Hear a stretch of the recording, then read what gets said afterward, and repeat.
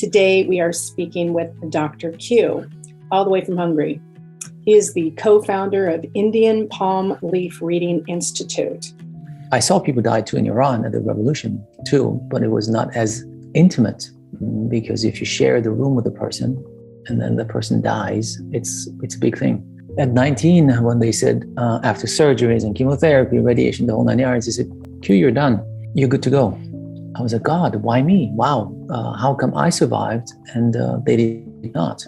And that is the beginning of my spiritual journey, where I try to figure out what the eye cannot see, trying to pierce the veil, if you wish. So that was the beginning of my spiritual journey.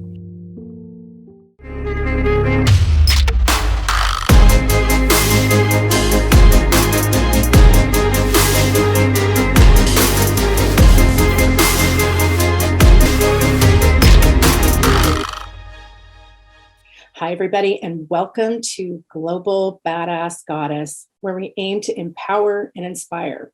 Today, we are speaking with Dr. Q, all the way from Hungary.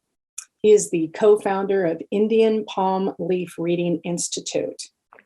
We are so excited that he's joining us today. Let me just tell you a few things about him. He has a PhD in international law, along with a degree in engineering. As a sought-after life transformational coach, Dr. Q has helped many people create fulfilling and meaningful lives for themselves. Dr. Q his practices include the Sylvia Method, Hoffman Process, Applied Kinesiology, and Reiki. He is also proficient in NLP, which is Neuro-Linguistic Programming. And it was his palm leaf reading. I can't speak this morning. It is his palm leaf reading several years ago that prompted him to create the Institute and bring this powerful ancient knowledge to the West. So welcome, Dr. Q. I really appreciate you taking the time to be with us again today. Hello and welcome, Glenda. Thank you for having me on your Global Badass Goddess show again. Thank you. Really appreciate it. I just wanted to jump in. I know you have an amazing story around your own health and your own journey that really got you to the reading. Yes. Could you just share that a little bit about us and with us, and then and just talk about the readings themselves? How does anyone get one? Of course. So on and so forth. Okay. Sure. I try to keep it as succinct as I possibly can. I have an Austrian mom, a European mother, blonde, blue-eyed, and I have a Persian dad. And I grew up in Iran till 79, and some of you might be mature enough to remember Chernobyl. Remember Iran and the revolution in Iran in 1979 when the Shah was ousted. And because my family are Baha'is and not Muslim, we would have most likely been executed. For sure, my dad, and most likely also everyone else in his family, because his family is a very prominent Baha'i family. Hence, we had to flee the country. And my dad was very wealthy. So I do know what it means to have servants and a lot of money as an 8-year-old. And then I also know what it means to have absolutely no money because my mom left the country with 2 suitcases. That's it, no money left. My dad could not bring a dime out of Iran. Right. And in 1987, some of you might be mature enough also to remember Chernobyl. That's what I wanted to talk about before, which is to this date, the biggest nuclear catastrophe that has happened, where this nuclear power plant just burst. And that was in April of 87. And then it showered Central Europe with the nuclear waste. And since I, at the time, lived in Vienna, Austria, I was exposed to it. And like many others, I got cancer. So from the age of 16 to 19, I spent 6 months, which is a long time, as an inpatient between my ages of 16 and 19. Of course, as you can imagine, when I was 16, I said, God, why me? I was upset, angry, stressed, sad, depressed, suicidal, all of that. And I observed people die. Yeah. That's quite a big eye-opener. Too, it's a challenge to see people die. I saw people die too in Iran at the revolution too, but it was not as intimate because if you share the room with a person and then the person dies, it's a big thing. Yeah. At 19, when they said after surgeries and chemotherapy, radiation, the whole 9 yards, they said, Q, you're done. You're good to go. I was like, God, why me? Wow. How come I survived and they did not?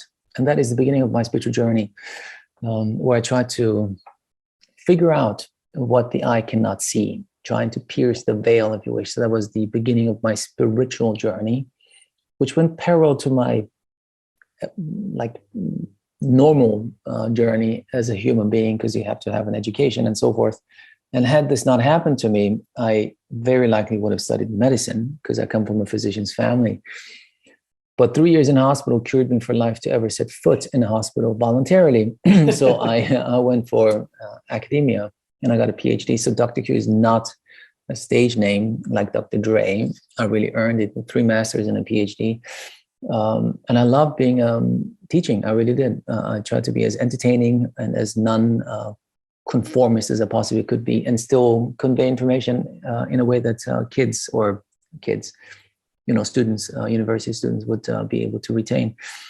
But the red tape that goes with it bored the hell out of me. I must be honest too. It's just not me. I'm not like an office type person at all. And so I turned my passion into my profession. That is, I started a travel business in the US, in Washington, D.C., because most of my folks live in the US.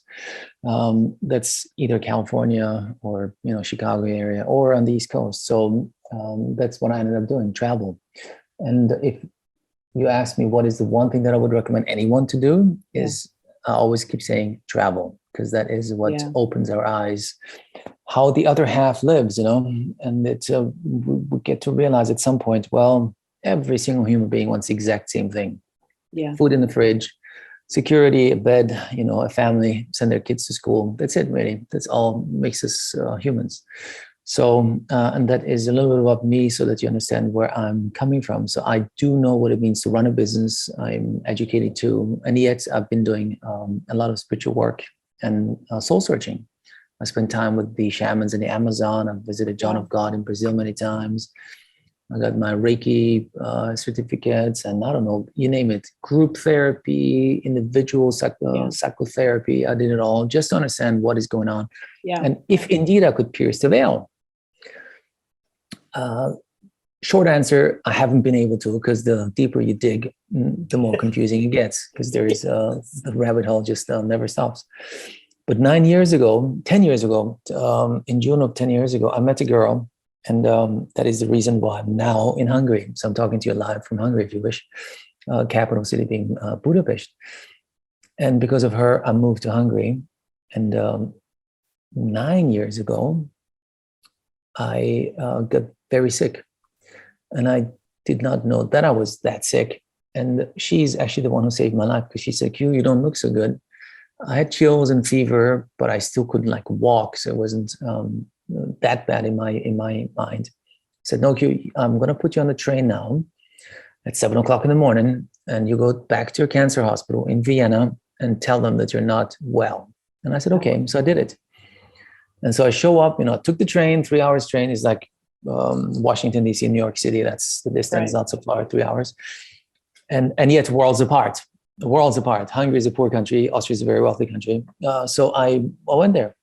And of course, after having survived cancer, they love me. Not a lot of teenagers survive cancer.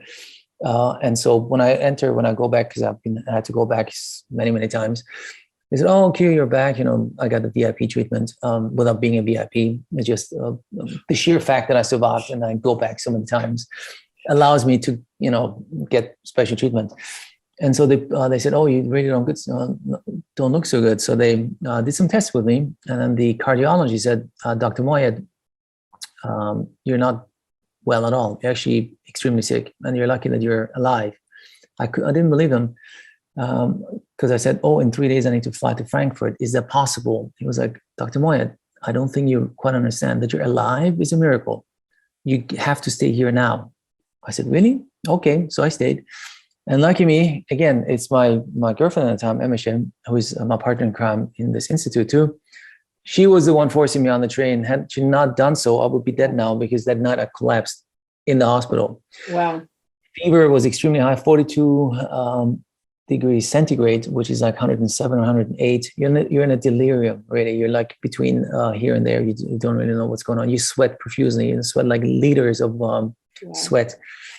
And then they put me into the ICU because they couldn't treat me at all. It was a virus infection, which had impacted my heart. I had myocarditis, which means my heart muscle was inflamed. I had water in my heart sac, water in my lungs, pneumonia, without really knowing it because I really keep fit. Because of my health history, I look after myself very well. And that's also the reason why I survived. But a month later, it's a long, long time, in the hospital, and all they could do they told my mom afterwards, because they didn't tell me, but they told my mom, who came to visit me, said, either he's going to make it or not.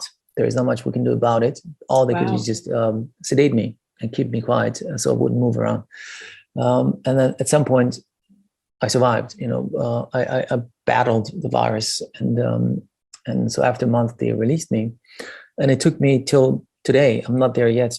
So I'm still fighting to recover from that incident, because the chemotherapy and the cancer treatment made my immune system very weak, my heart too, and everything else. But if you just lie down for a month without moving, it turned my body stiff. So it took me a couple of years to be able to lift my arm.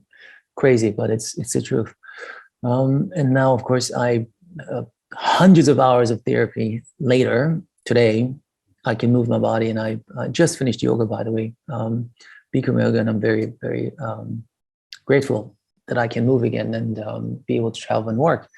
So that is me, and it's important for you to understand, because when I was in the ICU, I told myself, "Oh my God, why the hell am I being tested so much?" Yeah. And so I connected the dots in the ICU. Really, I said, "This must have to do with karma, because this lifetime I would." Certainly say that I'm a kind, giving human being. Money is not a big driver for me. I'm a helper. I'm a giver. Many people tell me that I have the father's genes, daddy genes in me. And so I thought it must have to do with karma. Then Meshi, who visited me and washed me too, it's quite a humbling experience as well to be washed by someone else, because you cannot do it yourself. Right. That's quite something. She said, you should do a palm leaf reading because you can clean your karma. Because I told her, I think it has to do with karma. And I said, palm leaf reading, what is that? She said, well, actually, I told you already a year ago about it. And I said, really? I'm a sucker for anything spiritual, really. When I heard of John of God, like a month later, I was in Brazil. When I heard of Vipassana meditation, the very earliest I could do, I did it. When I heard of, the shamans in the Amazon and ayahuasca, I said, man, I'll do it. But this I did not do, which is a shocker to me. It really is. And that is a good explanation that I'm sure we're going to dive in as well. Does everyone have a palm leaf or not? Yes. No, not everyone does, but we're going to get to that. So I said, okay, if I survive, I'm going to go and get a palm leaf reading, because you can get your karma cleaned in a reading. Because in this system of palm leaf readings and Hinduism per se, you may overcome a karmic block so that it won't bother you this lifetime anymore. And certainly you won't take it with you to your next life. If indeed you need to come back. So I had a palm leaf reading done. That's it. That's the reason why I got it done. And boy, oh boy, it blew my mind. And when I say it blew my mind is for you to understand, I don't easily say something blows my mind, because I've done a lot, more than most. Right, I'm pretty sure. Right. Mm-hmm. And it blew my mind. And the reader told me, like as almost a by sentence. And by the way, you're going to bring this to the West. Now, those of you who haven't noticed yet, I'm not Indian. I'm just a white guy. As I told you before, my mom's Austrian and my dad's Persian, which makes both of them Caucasians. And so I dismissed it as flattery. I thought, man, why would an Indian guy tell me I'm going to bring this to the West? Because I have no connections whatsoever to India, apart from me doing, yoga for 25 years and meditating. And I love Indian food too. I love spicy food. Don't get me wrong, I really do. But otherwise, no connection. So I said, yeah, whatever. And it's the same guy who told me I'm going to be living in Hungary. Now, that is a mind-blowing thing, because if I told you that I believe still to this day that this guy has no clue where Hungary is, and when an Indian guy who has not left a 200-300 mile radius of his hometown talks about Hungary, that is mind-blowing indeed. So when, to me, a total stranger, an Indian guy who has no clue where Hungary is, tells me, oh, by the way, you're going to live in Hungary. And I already had made up my mind to move to Hungary because of my girlfriend at the time, Emisha. So that's interesting. So you had already made up your mind because of her. Very interesting. I did. Yes, correct. That's deep. That's very deep. Yeah. So he did not put anything into my head. He just confirmed that, wow, my decision is a good one. So I've been here for 8 years. May 1st will mark my 8th year having an apartment in this country. And I haven't regretted it a minute. So as an expat, it's beautiful to be here. And I can only recommend everyone out there, come and visit. It's a gorgeous city. Of course, Glenda too, once you come to Europe, and you must come as well. And as enthusiastic as I am, I of course shared my experience with everyone. I said, oh my God, this is mind blowing. You got to do this too. And people said, sure, I want to do it, of course. So then I said, okay, let's book a flight to India, because everything is in India. And that's when I realized, and again, I'll just remind you, I had a big travel business. So I traveled the world up into, I don't know, I'm sure over 100 countries. They said, no, just flat out, no, I will never go to India. So the vast majority of Western people will never go to India, period, for whatever reason. It's scary, the poverty, the dirt, the spicy food, the heat, the mosquitoes, God knows, I do not know what, but they just won't go. And so I thought to myself, oh, wow, so many want to get it done. I'm just a helper, just trying to help. But how can I help these people to get a reading done? So we did it on Skype.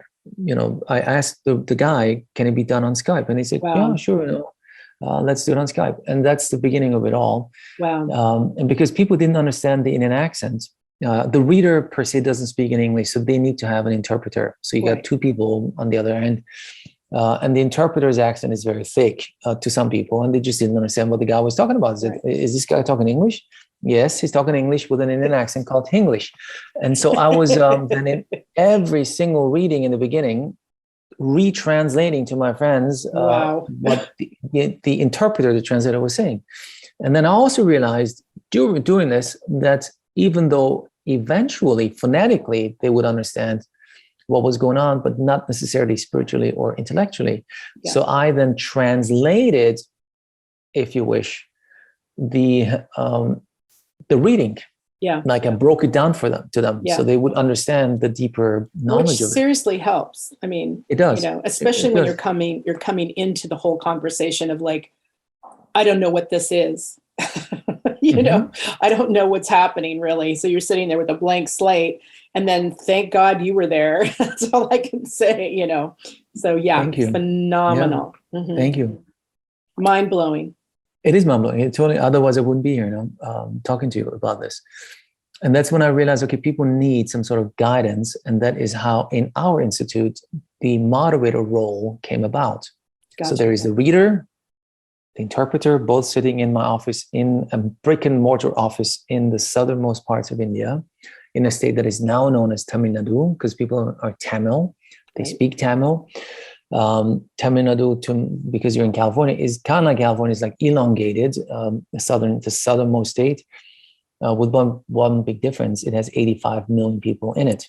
Right. And another big difference in California, because Tamil Nadu is kind of like the Texas for India, if you wish, in some way. Okay. As they speak Tamil, and it's the only state that does not teach the common language among Indians, because there's so many dialects and languages. So when an Indian travels outside of his own state to another state, they might be speaking a totally different language.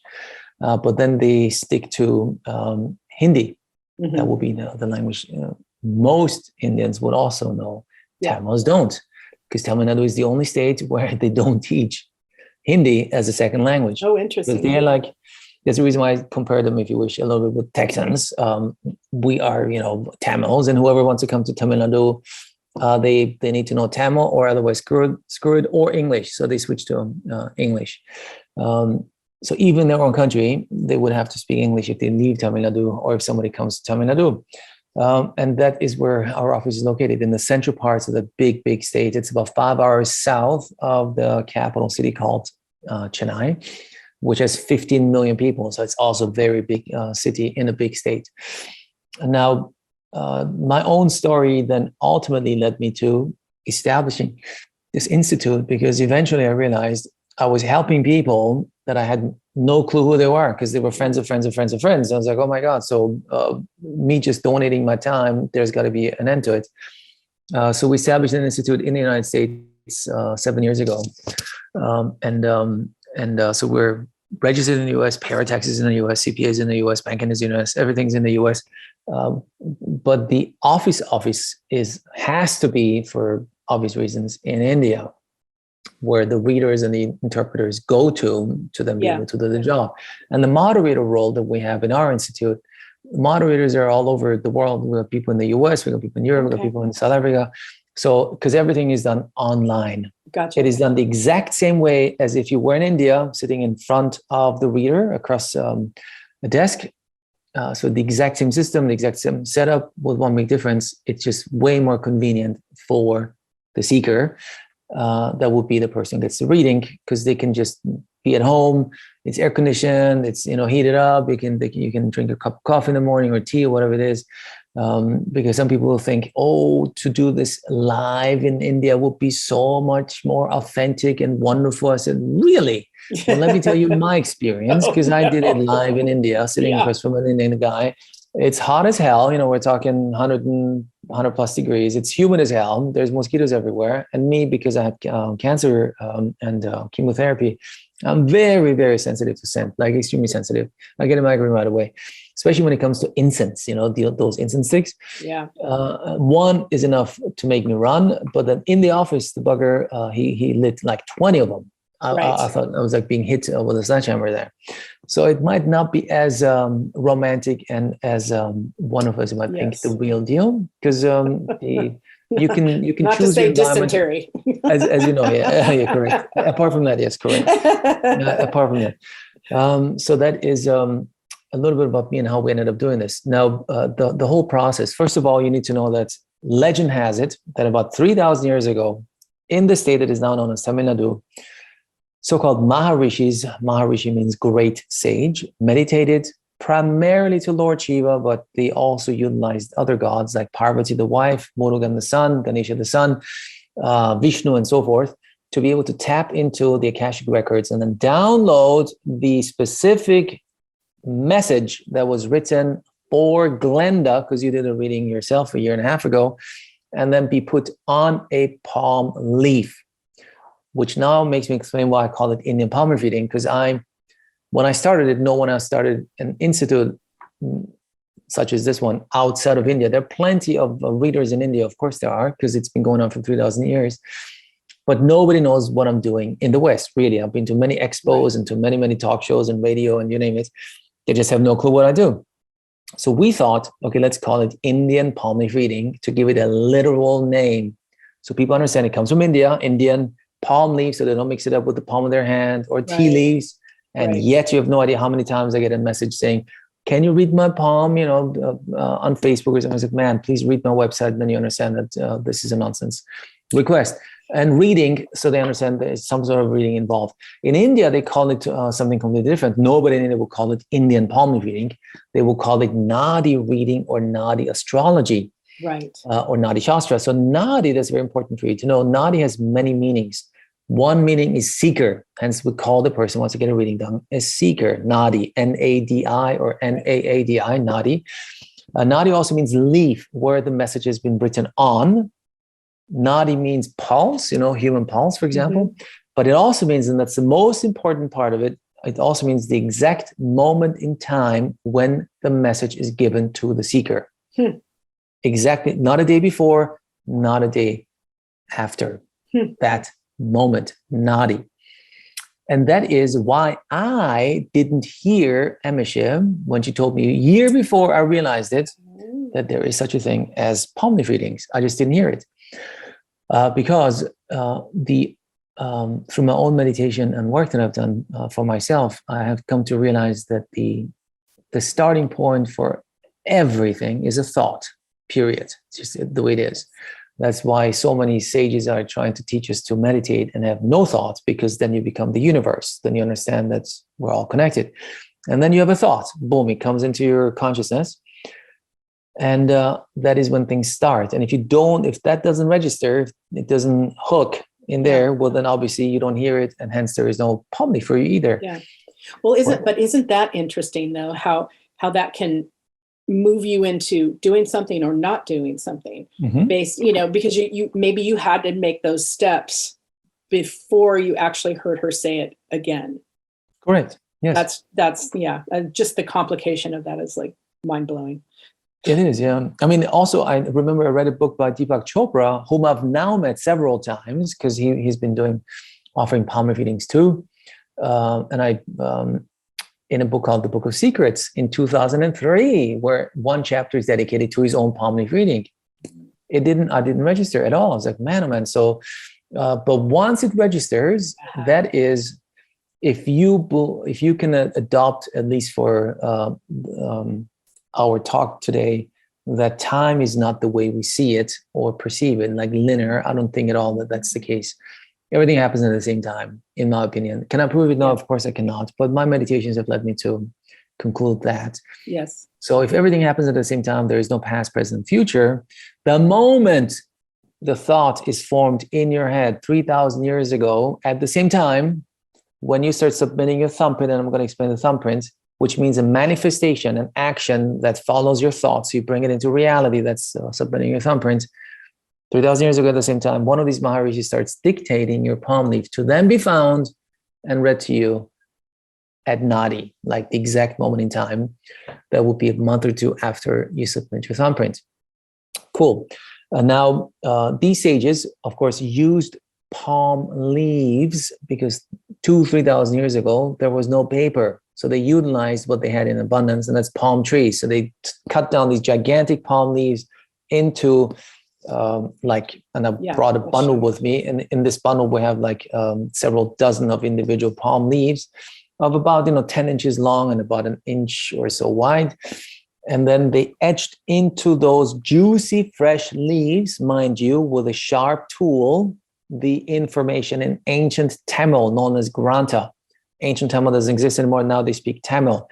And again, I'm just trying to make you aware of how environmentally conscious they already were 2,000 years ago. There is no ink used. So they etch the information into a fresh leaf. And when the leaf dries up, the information comes through. How cool is that? That is really cool. It's super cool, yeah. And since our last talk, I have met, of course, a lot of people. And I was just back in LA, and I met a guy, Joshua, who immediately signed up to get a reading done. He runs like a TV platform that's based on keychain. Is it correct? What is it? Blockchain. Blockchain. Thank you. Blockchain technology. And so when he looked at this bundle that I showed him in his studio, he said, "Oh my God, this is an original blockchain." I was like, wow. And it's amazing. Yeah. Because, if we say the blockchain technology, which is used to, create, for example, Bitcoin or so, is impenetrable, like it's super safe. And they already 3,000 years ago figured out a way to preserve knowledge and make it bulletproof by attaching it to your thumbprint. Mm-hmm. Already at the time, he says, man, these people at that time already used what we now call blockchain, but they figured out a way to safeguard the information for Glenda, for Q, for whoever's out there. So that's interesting. I just have a quick question on that. Yeah. So now when I was getting my reading, they said they had a series, of course, of questions that they had to break down. Yeah. And I could only say yes or no. Correct. And what was nice that you were there to say, don't say anything. Yes, correct. And part of that was there were other people that had the same print as me. Is that correct? All of them, yeah. Well, I'm going to get to that in a second. Okay, this bundle contains, for those of you who only hear what I'm saying, it's covered. The top and bottom are made out of wood, because in the old days they had to figure out how can we preserve a brittle palm leaf. So they put individual brittle leaves together of people that share the same thumbprint name.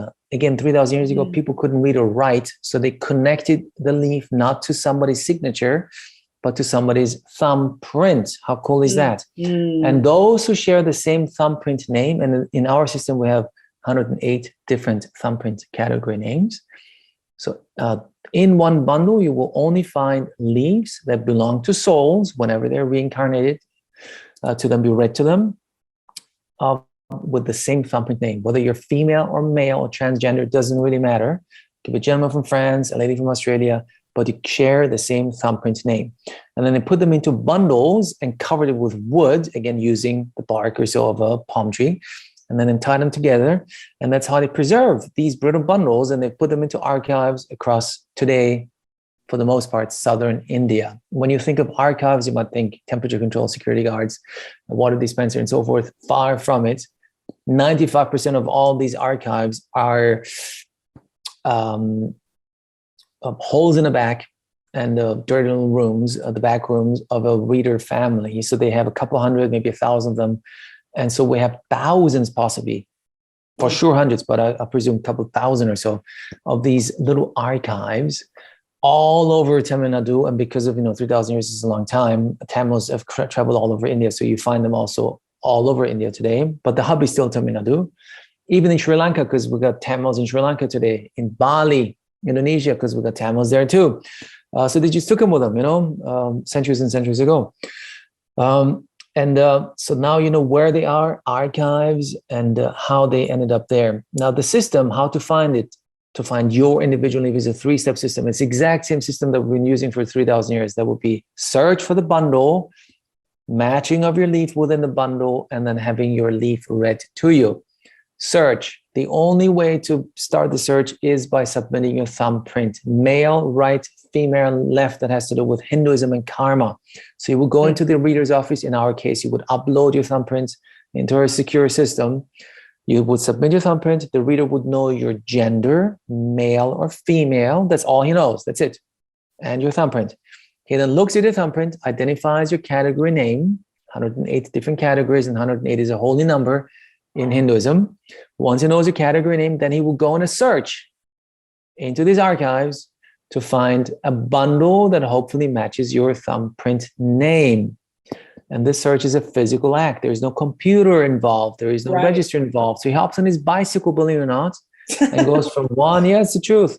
Obviously, if he has, an archive of his own, he would check out his own archive first. Would this bundle contain a leaf that matches your thumbprint name?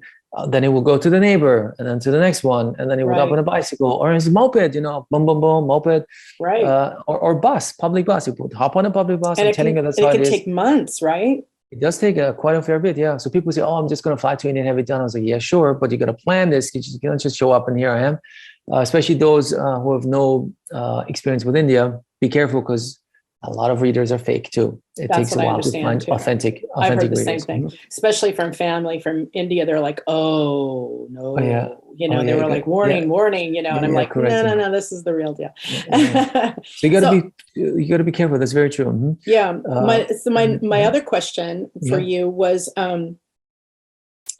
are there readers now, today, Maharishis now, that are actually reading for the future or for other people? Or did it ever stop?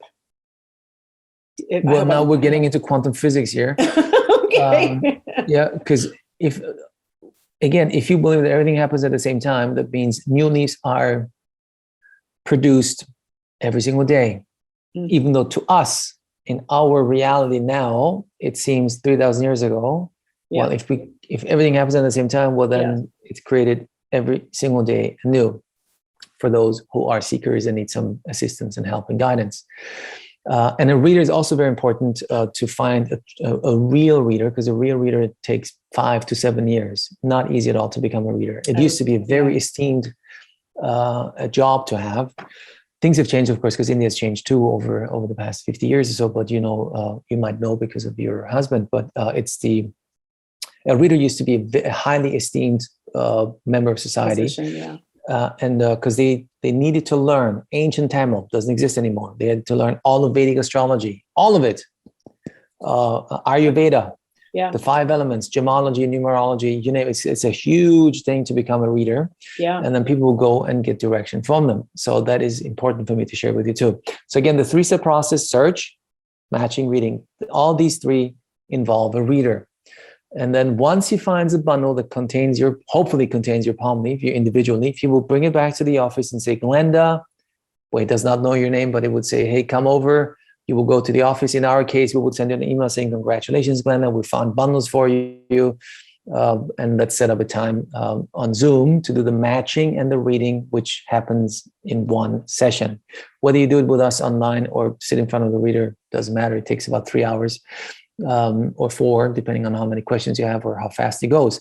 So matching and reading happen in one session. Matching means the reader goes through the bundle and reads out statements to you. These are not questions, statements. Important as a precursor, these leaves written in ancient Tamil, as I told you. Tamil and ancient Tamil are both syllabic languages, sound-based languages like Chinese Mandarin. Unlike all Western languages, there will be English, Spanish, Persian, they're all letter-based, A, B, C, D. These leaves are written in a poetic form. And just to listen to how he recites it is healing in itself.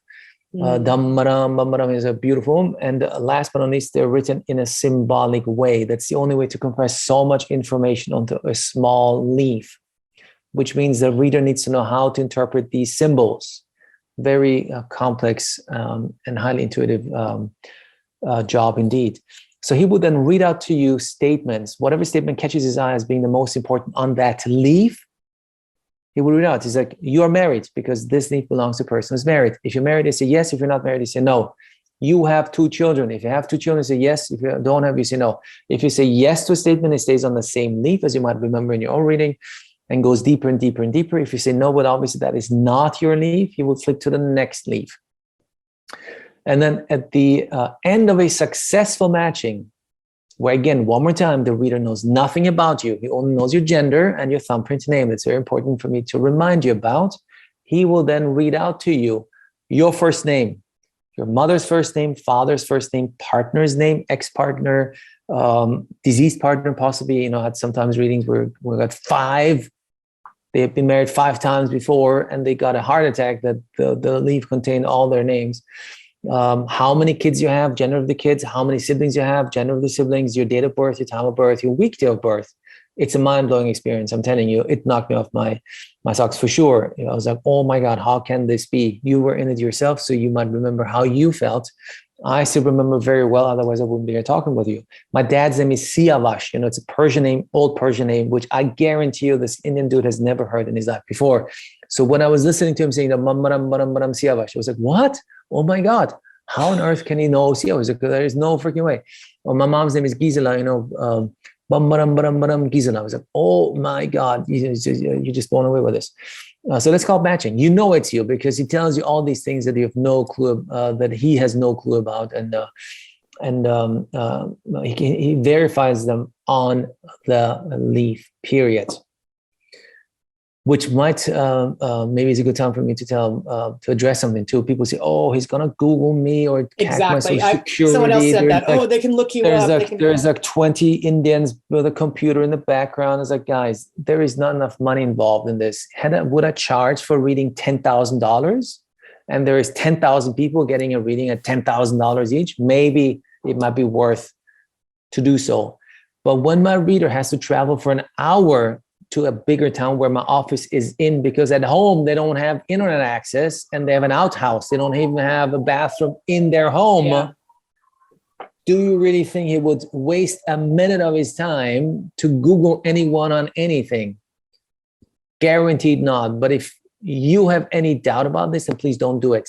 That's it. My number one aim now by running this institute is to deter people doing it, because if you have doubt, then please don't do it. Yeah. Because there is nothing I can do about it to tell you that it's not the case. You just have to trust the process. Well, and like you said before too, it's really a waste of their time. If you're doing it because somebody's pushing you, or you're trying to do whatever with it, it's like, you're wasting these guys' time, and just don't do it. Yeah, just don't do it. And you also said that, you give a refund if you can't find. We give a refund, 100% money back guarantee. Absolutely. Yes. Now, if you cannot find a bundle, and the search, by the way, costs $100 for the bundle. If we cannot find a bundle in 6 months from the moment you submit your thumbprint, we'll give you the money back. And there is a reason for that too, which I can go into if we have enough time or not. And then the matching and the reading will cost $400. But because I love you, Glenn, and you know that I'm a big fan of yours, whoever's listening to this and listens all the way to the end, I'm happy to give them a $100 discount.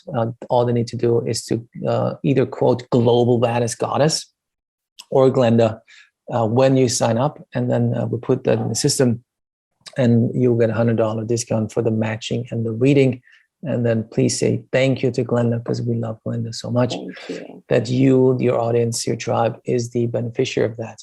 So it's $100 plus $400. In your case, will be $300, and you get your money back too in case you say this was not for me. Not a problem. I'm here to help and not to fight over $300, man. I don't have the time for this, really. Exactly. It's just the reality of it. So then, because there's a bigger picture in this. If I wanted to make money, I guarantee you this is not what I would be doing. It's a calling, which was in my leaf too. It's my last life. It is, and I've really suffered enough in my life, like a lot of pain. I'm talking to you now also with the pain. I want to give back. So when we started this, I told my readers, look, I'm going to heavily overpay you, really way more than you could, that you're getting from any Indian customer, because it's an everyday business for them too. Indians are using it. So I said, look, if you stick with us, we're going to grow. I triple pay them, triple pay, quadruple pay them. It's a lot more. So they can make a decent living. So we won't lose them, because we've lost a lot of readers. They give up their jobs as a reader, which is a very spiritual, holy job, and become IT people or, I don't know, call centers and whatever.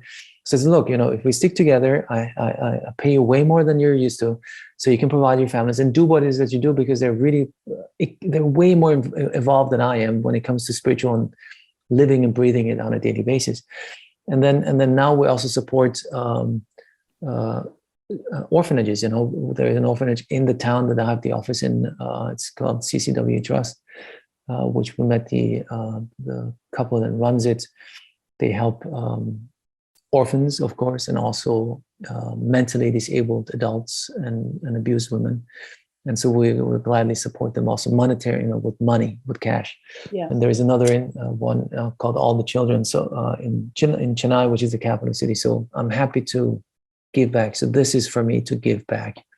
And if somebody has to fight with me over $200, man, go with God, but go. that's all I can say. Exactly. And so that's why that's an institute, because I want to give back. And help people, as many as I possibly can. So from your end of the deal would be getting reading done from the comfort of your home. You don't have to travel to India. That in itself saves you a few $1,000s. And know that the people that you get a reading from are real, authentic, loving human beings, and they know what they're doing because they've been doing it for decades.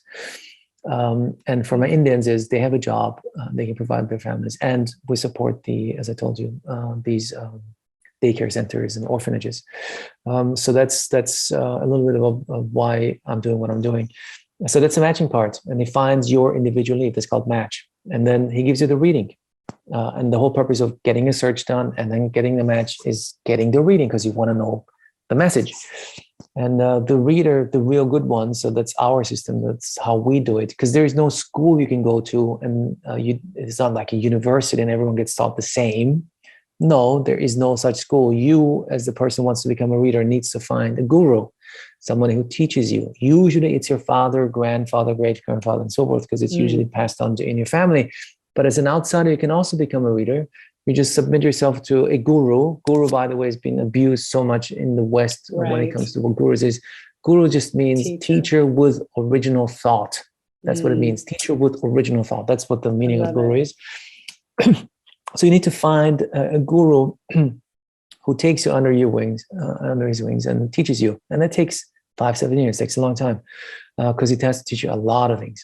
Yeah. And then, so the reader then utilizes 3 factors on the day you get the reading done. For you too, Glenda. So it's your energies at the time of the reading, not your mood. Whether you had your morning coffee or not makes a difference. It's your energies. Yeah. Because in our system, the energies of a human change every 6 months. And that is the reason why we search for 6 months. Because if there is no bandhu in 6 months, that just means no nadi, no time, moment in time for you to get the reading in this 6-month cycle. The next 6-month cycle, you might have a bandhu right away, boom. And that is the reason why we search for 6 months. So the energies, 1, 2, your thumbprint name as the constant in your life is like your genetic imprint. It's like your baseline. You need to accept your thumbprint name. And if you're really open to it, and a big shout out to Wendy O'Brien, whom I met a few years ago at the Conscious Life Expo. She told me just to have her thumbprint name explained to her, she was able to embrace her life and understand why she has issues with having a family, or rather not having a family or partner, because it's in her thumbprint name, the struggle. It's not easy. And she said, after I had the reading and I was told this inherent struggle, I could live with it. I said, okay, I understand. I'm not suffering from it anymore. Yeah. And Wendy gave us testimonials, and so I know that you'd be happy that I'm sharing it here now. And so it's your thumbprint name. And last but not least, it's Vedic astrology. I know you in the beginning you asked me what's the difference between Vedic astrology and Nadi reading. Vedic astrology is one of the 3 big astrological systems. Vedic astrology used to be called Hindu astrology or Indian astrology. Now we call it Vedic astrology because Ayurveda became hip, and so everyone called it Vedic astrology to make it sound like Ayurveda in the 70s or so. There's Western astrology and there's Chinese astrology. And so Vedic astrology is moon-based, Western astrology is sun-based. And as a sub-branch of Vedic astrology, we have Nadi astrology, hence we call this Nadi astrology, Nadi reading, Nadi Shastra. Unlike astrology, which Vedic astrology is, this is predicted astrology. Like it's already written in your leaf. There are no charts used at all. That's the reason why the reader does not need your date of birth, does not need your place of birth, does not need to know anything about you, just your thumbprint. That's the important thing. Everything else is written on the leaf. Also on the leaf are the planetary impacts on you. Hence, he is also a fully fledged Vedic astrologist because he needs to know the symbols that are used in the leaf that match with, Vedic astrology. So he can explain you the impact of Saturn or I don't know, Mars or the shadow planets in Vedic astrology. Rahu, Ketu on you. So he's a fully fledged Vedic astrologist, but he does not give you a Vedic astrology reading. He gives you a Nadi reading, which is very different. So based on these 3 aspects, your energies, your thumbprint name, and Vedic astrology, he gives you from the moment you get the reading done on that day, he looks into the future and gives you possible life trajectory until there is no more writing on the leaf, which could mean that's the end of your life, or just means there is no more writing on the leaf. That's also possible. So possible life trajectory from the moment you get the reading until it's over. And it comes in blocks of years, increments of years, 2-3 year increments.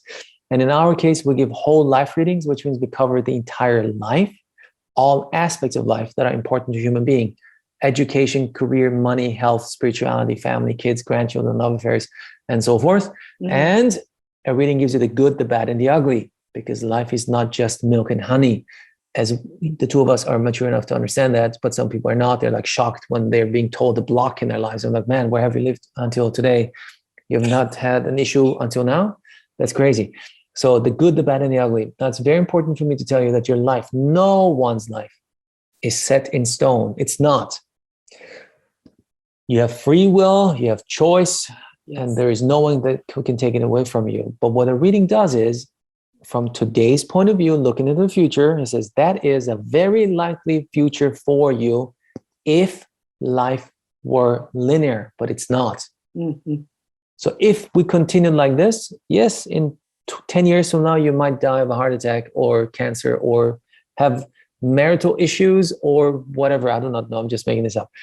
So the whole purpose of the reading in one sentence is to help you, the seeker, to create a better life trajectory for yourself after the reading by utilizing the information that was given to you. Yeah.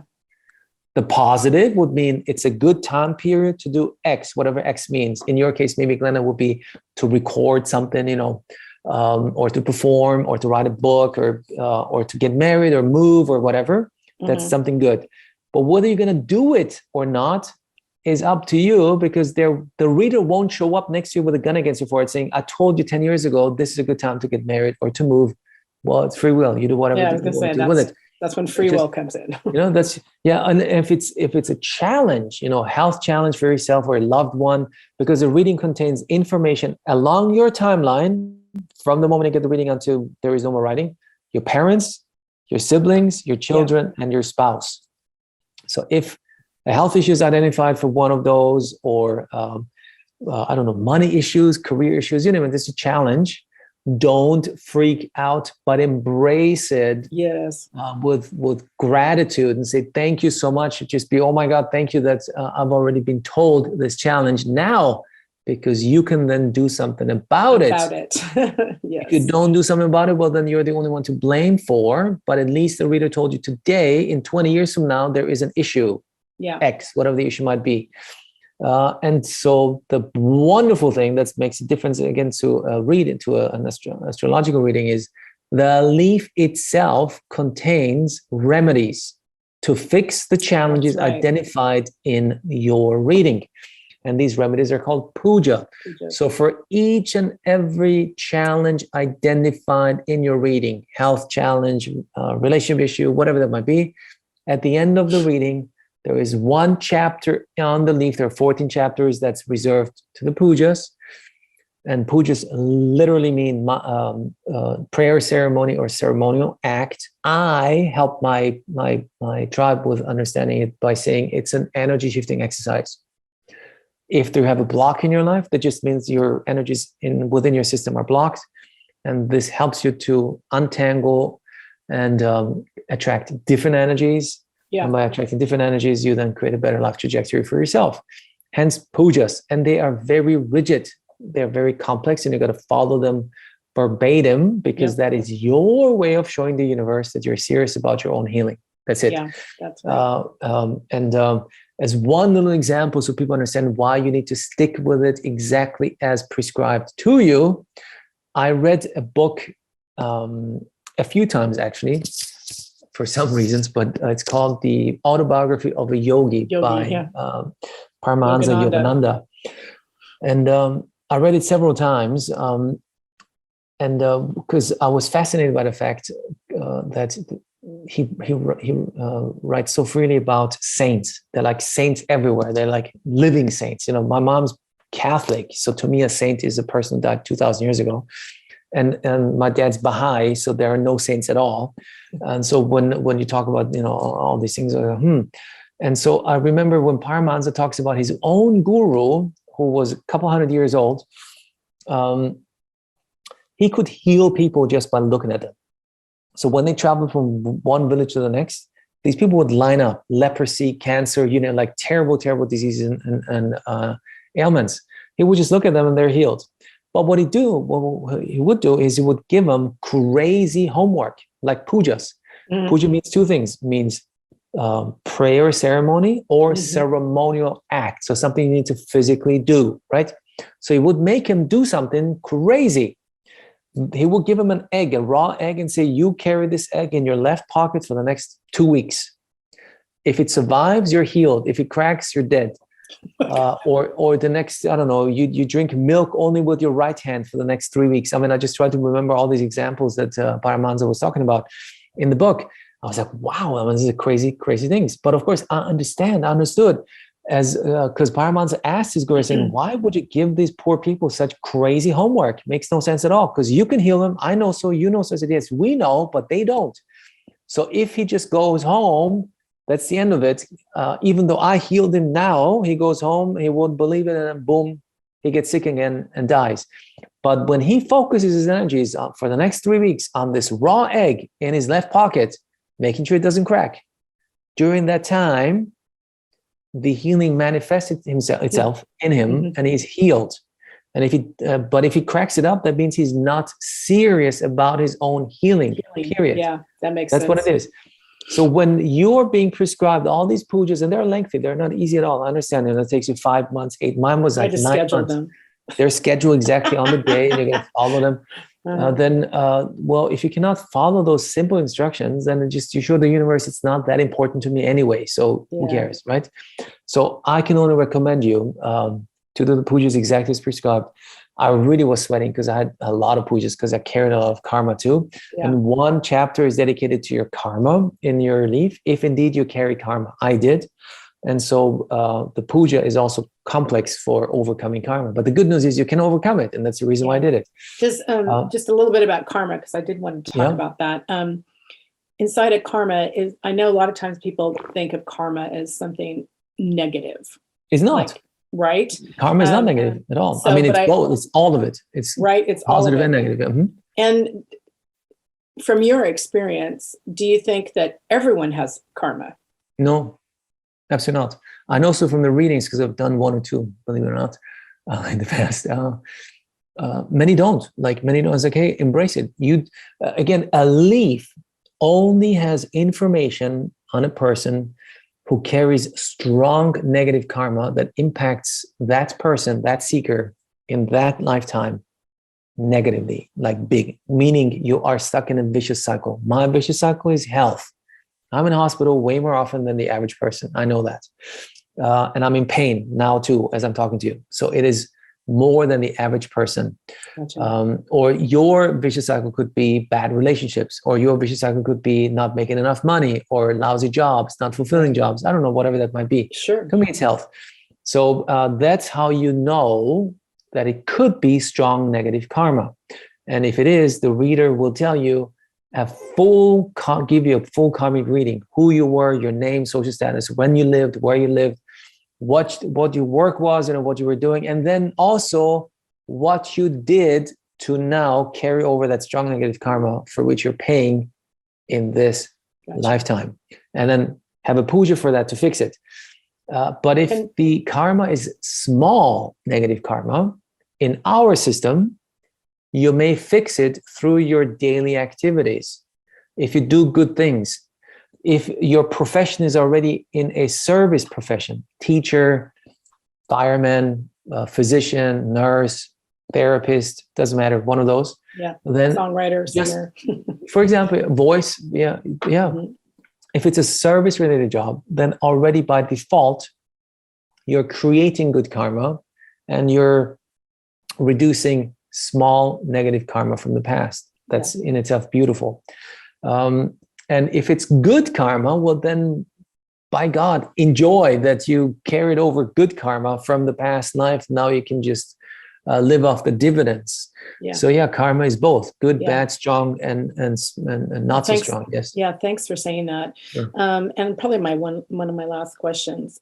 If somebody wants to, let's say they do a full reading like myself, could they come back? Do they keep the bundle, or at least they know where it is? And then I could say, okay, what's going on with X, Y, and Z, or? Okay. So thank you. Very good question. Now, again, it's called Nadi reading, the exact moment in time.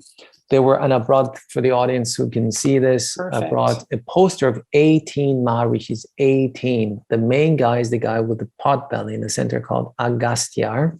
He was a sage, a saint, a scientist. It was an enlightened human being, big time. And there were 17 others. So 18 main Maharishis in southern India who meditated to Hindu gods and goddesses and tapped into the Akashic records and then dictated the message onto their disciples telepathically, who then wrote them on these dried palm leaves. There were hundreds of Maharishis, lesser known ones, but 18 main Maharishis where we have, records.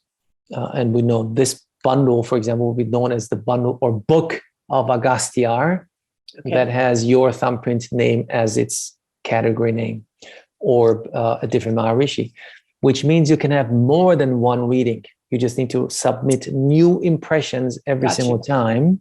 And then the reader would know, okay, she already had a reading from Agastya. Let's see if one of the other 17 has written one for Glenda. And then they will go on a search because these bundles are categorized. I mean, there is no real system behind it too. We're talking India here, but a reader knows these bundles are all Agastya bundles. And this is another one, that's another one. Okay, Gotcha. So that's how they separate them. And then he goes in and then pulls out a bundle who then contains, hopefully, your palm leaf again. So a person can have several readings. I know of a few who had 6 readings in their lifetime. Personally, Wow. I know. In our institute, we already had people, we've been doing this for 7 years now, who had 3 readings. I personally had 2 readings, one that started it all, 8 years ago. Actually exactly 8 years ago, it must be around mid-March. It was before my birthday. So give or take, now it's my 8th anniversary of having my first reading done. And then my second reading was 5 years ago. I think it was a few years after my first.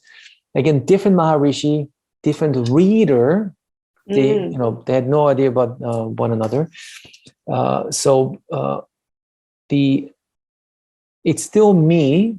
If you can have several readings, it should still be you. But the powerful part of it is, in my first reading, the reader said, 77 to 79, you get a heart attack and die.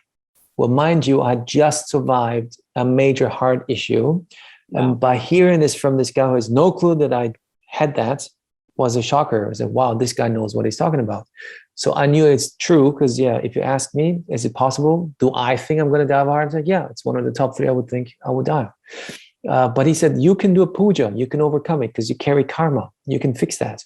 So he gave me a lengthy puja. And if you do, you can turn 80, 82, and maybe even have the gift of longevity, which means he cannot tell you the bracket of years when you pass on. In my second reading, just 3 years later, different reader, different Maharishi, the reader told me, oh, you have the gift of longevity right away.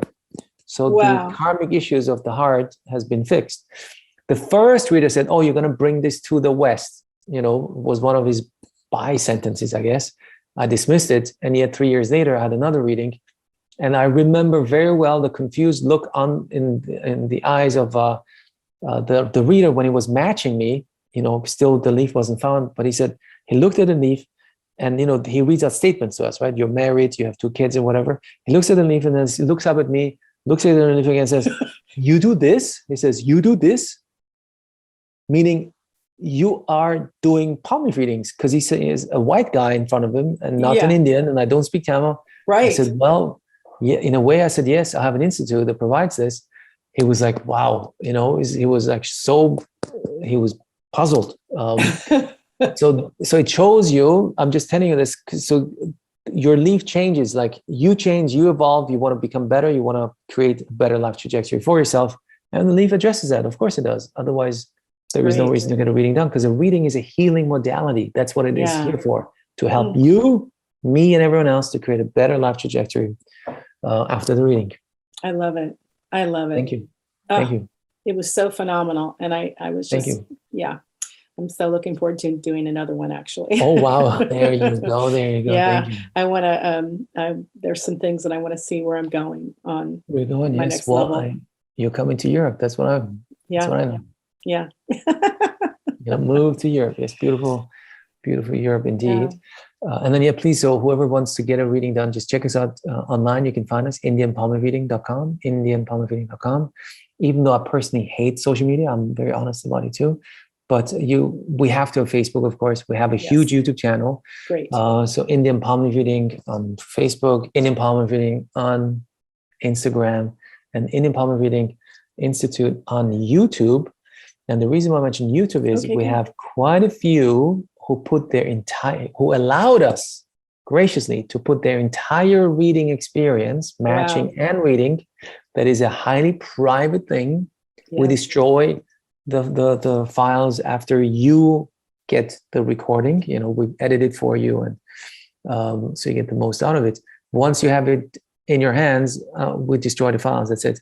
But these individuals allowed us to put that online as their way of paying back to the universe, so other people can just watch the process. That's great. And then decide doing it too. Great. So we got it's lengthy, so hang in there. Yeah. Yes. So All right. Yeah. Well, thank you Thank so you. much. We're at time now, and Thank I you. just really appreciate you on so many levels. You're such a, for lack of better words, but an intelligent and caring and loving and beautiful man. So I really appreciate Yeah, you thank and you. your work. And thank you for doing that for so many of us. So we really, really appreciate you. So thank you for that welcome. journey that you're taking. I really appreciate it. Thank you. All right, and all the Come from the information heart. will be down in our on the actual YouTube channel, so you'll be able to look down there. So Thank you. again, thank you everybody, and definitely go to IndianPalmLeafReading.com and say hi to Dr. Q. All Thank right, you. thank you everybody. Namaste. Namaste. Big kiss. Namaste.